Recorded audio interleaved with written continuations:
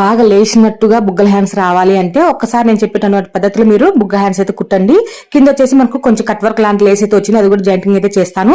So hand పొడవు వచ్చేసి 4.5 పెట్టుకున్నాను. బుగ్గలు రావడం కోసం ఒక 3.5 ఇంచుల ఎక్కువ తీసుకున్నాను అనమాట.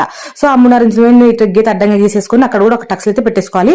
ఇప్పుడు మార్కింగ్ చేసిన విధంగా కటింగ్ అయితే చేసేసుకోండి. ఇక్కడ ఆల్రెడీ ఒరిజినల్ పీస్ అనేది కటింగ్ చేశాను కాబట్టి మీకు నేను లైనింగ్ మీద చూపించాను అనమాట.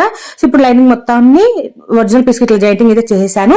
ఇక్కడ చూడండి మనం బుగ్గల కోసం పెట్టుకున్నటువంటి టక్స్ లన్నీ ఇట్లా ఒక 3 ఇంచుల మీద ఇట్లా గ్యాప్ దగ్గర ఇట్లా టక్స్ అయితే పెట్టేసుకోండి.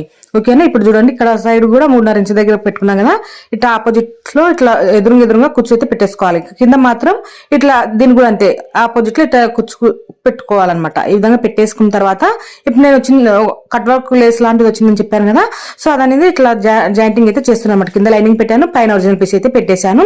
ఈ విధంగా పెట్టిన తర్వాత మళ్ళీ దీన్ని ఇట్లా కిందికి అనేసుకొని పైనుంచి మళ్ళీ ఒక కుట్టు అయితే వేసేసుకోవాలి. తర్వాత లైనింగ్ అనేది